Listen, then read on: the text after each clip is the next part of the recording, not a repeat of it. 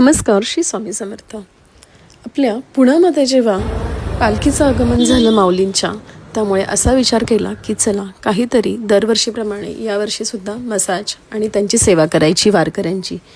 म्हणूनच आम्ही आलो होतो शनिवारवाड्याच्या इथे, जिथे ॲक्युप्रेशर ॲक्युपंक्चरचं खूप सगळं मटेरियल मिळतं आणि खूप वर्षापासून मी त्यांना ओळखते, त्यामुळे होलसेलर रेटमध्ये आपल्याला तिथेच मिळू शकतं. कारण मागच्या वर्षी आम्ही हाताने मसाज केली होती, त्यामुळे शोल्डरपासून हात खूप भयानक दुखत होते. त्यामुळे यावर्षी थोडंसं डिजिटली वागूयात असं ठरवलं. म्हणूनच खूप साऱ्या गन मशीन्स, ॲक्युप्रेशरचे पॉईंट्स, त्याच्यानंतर मॅग्नेट ज्या आपल्याला ॲक्युप्रेशर आणि ॲक्युपंक्चर थेरपीला लागतात. पण आम्ही जास्तीत जास्त मसाजर घेतले, कारण सगळ्यात 5 मिनिटात फास्ट काम होईल ते मसाजरने. त्यामुळे 30 ते 40 मसाजर खरेदी केले आणि त्या प्रत्येकाचा यूज आम्ही एकमेकांवर ट्राय केला की त्याचा यूज कसा आहे.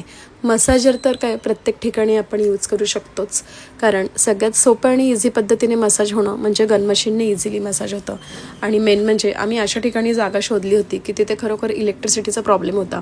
पण ही गन मशीन आहे ती मिनिमम 10 मिनटं किंवा 5 मिनटं चार्जिंग केली तर मिनिमम 1 तास चालते असं आम्हाला त्या डिस्ट्रीब्युटर्सने सांगितलं. त्यामुळे आम्ही एकमेकांवर ट्राय करत करत आनंद घेत होतो की बाबा चला ह्या मशीनचा यूज कसा आहे. त्याच्यानंतर त्यांनी मला मसाजर दाखवलं की जे इनकेस जर लाईटीचा प्रॉब्लेम आला तर हँड मसाजरने सुद्धा आपण जे आपले वारकरी असणारे त्यांच्या पायाचे मसाज करू शकतो. असे मिळून आम्ही 40 ते 50 पीस खरेदी केले आणि त्याचा यूज कसा आहे तर आम्हाला डिस्ट्रीब्युटर्सने समजावून सांगितलं. तर अशा प्रकारे भरपूर सारी खरेदी केली. ज्या ज्या गोष्टी लागणार होते, जिम्मी, मॅग्नेट की ज्या आपण ॲक्युप्रेशरमध्ये वापरतो, कारण मी स्वतः ॲक्युपंक्चर थेरपिस्ट आहे, त्यामुळे बेसिक गोष्टी तर मला नक्कीच माहिती आहे. पण एवढा वेळ तिथे नसणार आहे. वारकऱ्यांचं कसं असतं, येणार आणि 5 मिनटात लगेचच निघून जाणार. त्यामुळे खूप साऱ्या इक्विपमेंट घेतल्या की ज्या खरंच गरजेच्या होत्या. त्याच पद्धतीने मॅग्नेट, जिम्मी म्हणजे जे प्रेशर पॉईंट्स असतात ते दाबले जातात, त्याला जिम्मी असं म्हणतात.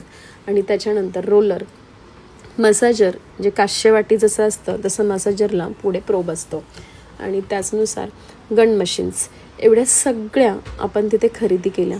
ही आहे मसाजर्स, जे लाईट गेली किंवा इलेक्ट्रिसिटीचा प्रॉब्लेम आला तर आपण हँड मसाजर करू शकतो. अशा प्रकारे 30 ते 40 पीस खरेदी केले.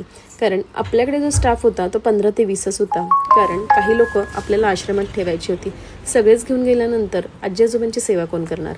त्यामुळे निम्मा स्टाफ आपल्यासोबत येईल अशा प्रकारे खूप सारी खरेदी केली. आणि 15 सगळे मिळून आपण 40 पीस खरेदी केले की ॲट अ टाईम 40 वारकरी बसले तर सगळ्यांचे मसाज प्रॉपर होऊन जातील. तर अशा प्रकारे खूप सारी खरेदी केली, कारण हीच आहे ईश्वर सेवा. मेल्यानंतर सगळेच धावून येतात, पण जिवंतपणे एकमेकांना साथ देणं किंवा एक सेवा करणं ही खूप मोठी गोष्ट आहे आपल्यासाठी आणि तुम्हासाठी सुद्धा. त्यामुळे परमेश्वरासाठी खर्च केलेले पैसे कुठे ना कुठे आपल्याला मिळतात, हे तर माझा स्वतःचाच एक्सपिरियन्स आहे. त्याच्यामुळे जेवढं शक्य होईल तेवढ्या गोष्टी खरेदी केल्या आणि आम्ही निघालो होतो दुसऱ्या दिवशी पंढरीच्या वारीला. म्हणजे पंढरपूरपर्यंत नाही, पण मिनिमम सासवड घाटापर्यंत. कारण दिवे घाटातनं जेव्हा सगळे चढून वरती येतात तेव्हा पाय किती दुखतात हे स्वतः मी एक्सपिरियन्स केलेलं आहे. म्हणूनच दरवर्षी आम्ही इथे सेवा करायला नक्कीच जात असतो. कारण सगळ्या आजी आजोबांचे जेवढे वारकरी आलेले असतात वय जास्त झालेलं असतं, त्यामुळे गुडघेदुखी, कंबरदुखी सगळ्यांनाच अडचणी असतात.